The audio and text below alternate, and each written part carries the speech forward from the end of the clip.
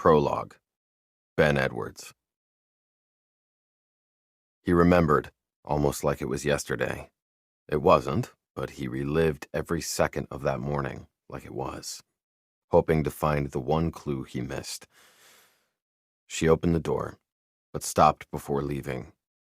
Large tears clouded the beautiful hazel eyes he could describe from memory.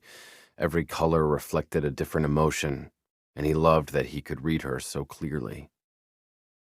This morning, the colors were blurred like their emotions. I've got to go or I'll miss my flight. Her tone was remorseful and hurt, and he hated it. Are you really going to let me leave like this, Ben? A little stupid and a lot hurt, he didn't reply. We'll talk later.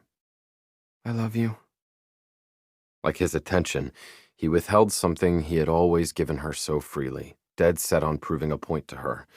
He felt weak under the weight of the argument they just had. She would hear how wounded he was if he spoke, as the sound of his heart breaking would be evident in his voice. He couldn't have that. Ben had never demanded it be this year or even the next.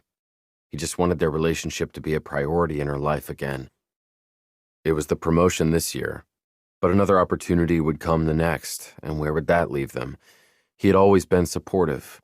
He wanted nothing more than for her to have the success she'd worked so hard for. But at what price? The life they had planned together?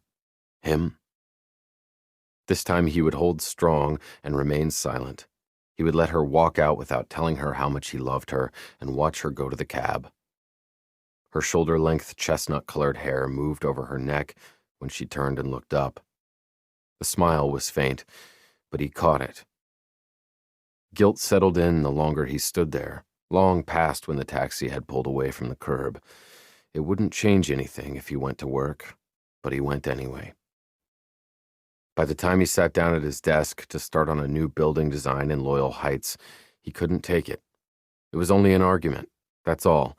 There had been others, and they had always resolved and recovered in the past. He was being hard-headed and could admit it, so he got online and ordered flowers. He wanted them waiting in her hotel room when she walked in. He wanted her to know he was sorry.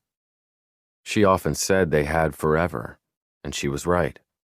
It was dumb to fight over something they had a lifetime to figure out. They were getting married in a month.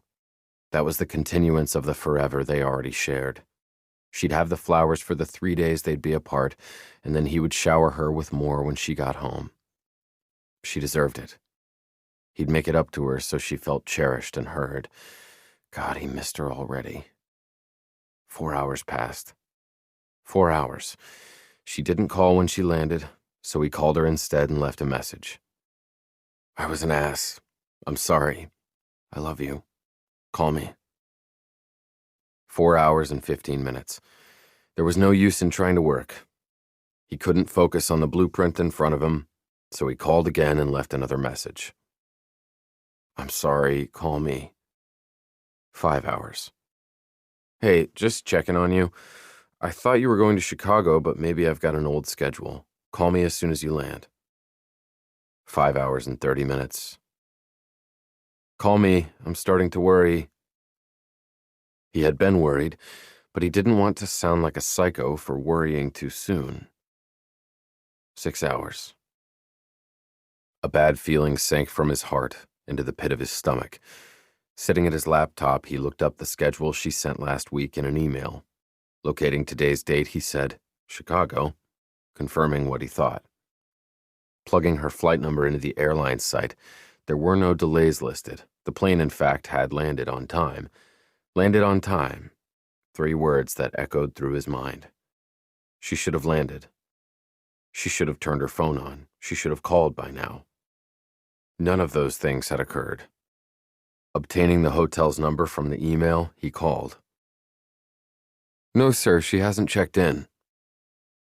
The verification crushed his hope. A few excuses of consolation came. Traffic was bad today with the rain and worsening conditions, but they didn't comfort him.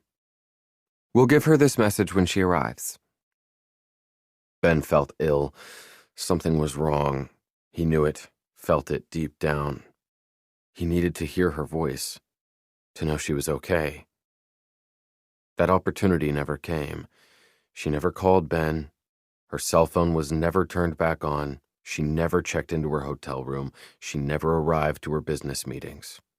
Her family and best friend never heard from her again. Grace was gone, and Ben was left to exist in what remained of their life. She disappeared into thin air. Vanished.